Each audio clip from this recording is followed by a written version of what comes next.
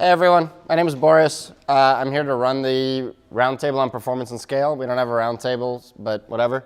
Roundtable means that I'm not really going to do much talking. It's you guys participating, and we're trying to solicit feedback. So I'm that guy, but I'm wearing marketing glasses right now. My company is Atlas Authority. We're an American Atlassian consulting firm. We do all the same stuff that all the other consulting firms do, but we focus mostly on performance and scale. So like we recently got a large American telco down from 13-second average page load time down to about 4. So that's the kind of thing we do. So scale is really hard. In general, 15 minutes is a really short time for a conversation. The point here is not to solve all scale problems. The point here is to start a conversation, and then you can find people afterwards and have deeper, more meaningful conversations with them. 3 topics, 4 minutes each, find people and talk. So let's get into it. First topic is metrics. We found that the first thing you have to do when you approach performance is understand kind of what you're measuring and why you're trying to turn that knob. So question to the crowd is, what metrics are you tracking and why? Matt Dorr. Create time, update time, delete time. That's good stuff. And how, okay, anyone else? So in most cases, we integrated an APM monitoring on a Java application level. Okay. So like garbage collection times. Yeah. Yeah, stuff like that. That's true. Anybody else? Is anyone here not doing any monitoring at all? Okay. How many people here are actually doing monitoring of some kind of metrics? Any kind of metrics? Okay. Well, that's kind of part of the problem, right? So the metric that we care a lot about is what is the 90th percentile front-end page usable time. We don't care what page it's on. We don't care about the operation. We're looking at 90th percentile, how long till the website is usable. If you're getting JVM like times that are better or worse, but you're not tweaking that number, your users don't care. So that's the one we've kind of focused on, but it's good to hear other ones from everyone. Monitoring is more of a tools question, right? What are you using? So you mentioned APM. I assume, what is it, New Relic? New Relic. Yep. Anything else that anyone's using? Anyone using Elk APM? Anyone using JMX exporters into Prometheus or anything like that? Okay. Yeah, so monitoring, I don't know, for us, it's typically a conversation with whatever the internal tools that are in use at a given company. We don't prescribe a right answer here, but to really get good monitoring, we suggest what's called real user monitoring, which means that you're running JavaScript in the front end. That's actually connecting to the browser's timing APIs. It's extracting all of the client-side response time metrics and render times, et cetera, and then we're actually looking at that. So again, monitoring JVM is wonderful. Monitoring server-side render times and responses is great. It doesn't actually mean anything to the client typically.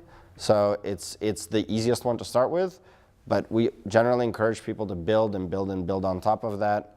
Yeah, the real user monitoring is kind of the most gold standard thing we've found so far. And then everything was kind of M themed, but I can't make testing start with an M.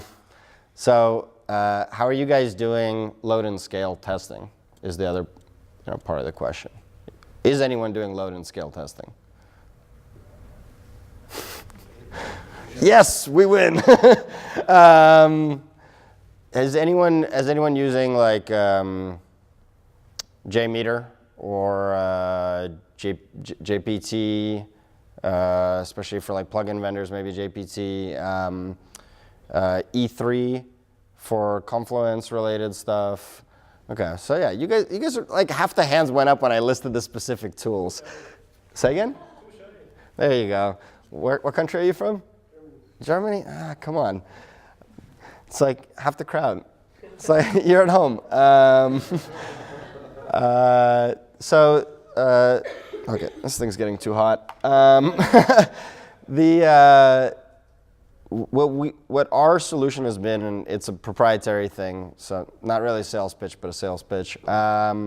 We built something called Atlas Load. We record the traffic going to the application. It's a full HTTP capture, request and response. During replay, what we do is we re-authenticate all the sessions, and then we dynamically rewrite them on the fly, thereby allowing you to have production traffic in staging, and we can actually do it live. So you can have a prod environment and a staging environment where we're splitting the traffic, and it's actually happening in both. So if you want to test a bug fix or something, you can push it in your staging environment and kind of see how it reacts. Yeah, that's, huh? We used it. Well, I used it for you. Yeah. And we have a blog post talking about it if you're interested to see. Yeah, so which one did I do it for? I think it was Story Maps. Yeah, so when you guys are going through data center approval, I ran the test through it, and in terms of like actual sitting there doing stuff time, I think it was less than an hour for all of the load tests I needed to do for that, and then it just ran in the background overnight. So I think it's pretty effective in terms of investment cost for all of it. No one else is doing any kind of testing with end clients? I mean, I know we heard some stuff from plugin vendors. Cool. That was it. I thought I'd get more feedback from you guys. I think there's one other thing. It doesn't begin with AM either, but after your monitoring, Yep. you've got to have actionable alerts. Because I've got so much monitoring, I'm never going to see it all in one easy scan. Yeah. I need alerts, and I need to have information in the alerts that I can do something with. So Yeah. that's a big part for us. Yeah, definitely. And what is your path forward for that right now? It's all custom, home built, huge. Mm. You know, the Atlas test, Atlas Load, Yep. sounds interesting. I like the whole replay idea. Yeah, we'll definitely bring your staging environment down if that's what you want.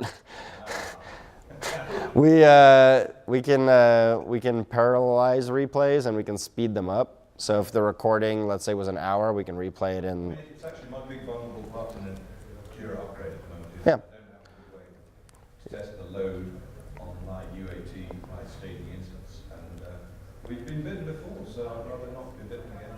Yep. It's it's wonderful when it works. It's Not a product yet? Or? It's a product. To make it work well today, you need control of user passwords in the target system, right? This is the discussion I was having with you earlier, right? So that we can re-authenticate the sessions. So, yeah, but security teams still don't like that because if anyone finds out that all the passwords are controlled in staging, it can be attacked. Right, so instead of that, what we did is we built a plugin for Jira that you can drop in, and it handles bypassing all authentication, and it does whitelisting based on IP. So you whitelist your replay server, and then basically you still have all the security and everything of your staging environment while allowing for our tool to still do its job. Any questions? We got time to spare. I can answer any performance and scale stuff. Go ahead. Okay, go ahead. So on tuning, what are some of the common scenarios that you find and solve for? What are the screws that you turn? The question was, what are the common screws that I turn in order to improve performance? They're knobs, not screws, and typically it's something. You're going to have basically three categories of bad performance. You're going to have bad infrastructure, in which case, like, improve infrastructure in whatever way is appropriate. You're going to have Jira is misconfigured, in which case fix the configuration. And you're going to have Jira is just at like tech scale problems, Like there's a rideshare company out there where up until recently, they just hit the limit of the number of entries that Lucene can have. Like the integer value just ran out. So they had to do all kinds of weird stuff to get around that. You know, there's, each one's different. For example, the telco for whom we did a lot of work recently, it was a combination of all three. So their storage team was lying about performance, and we demonstrated that the team was actually giving us the wrong data through we basically did a bunch of tests and demonstrated that. So that justified a migration to different infrastructure. We changed governance policies, thereby allowing them to reduce the total scale of issues in the system. So that we got corporate buy-in to say that we can delete any issue older than a certain age. That brought total system size down. We used, I think it's called Optimizer for Jira now. It used to be called Cleaner. So we used that to identify a lot of configuration objects across the system, which could be cleaned up and removed. We also did a lot of custom index creation in the database to really speed that along. We removed plugins that we have on an internal blacklist for known performance problems. So generally it's never one thing. You get lucky if it is, but we tend to set the expectation for clients that it's not going to be one thing. It's going to be we're going to do some work up front. It'll get you like 50% of the win. And then the rest of that is going to be a lot of small work that's going to get you tiny percentages of win. That's going to take years to accomplish. And we're not going to be the ones doing it. We're going to teach you how to do it. We're going to show you how to set up good governance. And you guys are going to be the ones who are going to run it and implement it long term. You mentioned the client-side monitoring, so with the JavaScript, but in the Yeah. browser. Yeah. What do you recommend? What kind So if you use New Relic today, they have it. we do that, but So- it's kind of expensive. Yeah, it is. So there's not a good free solution today. There was one created by some big e-commerce site or someone, I don't remember. It's on GitHub. I literally go back and look at it pretty often. It hasn't been updated in 5 years.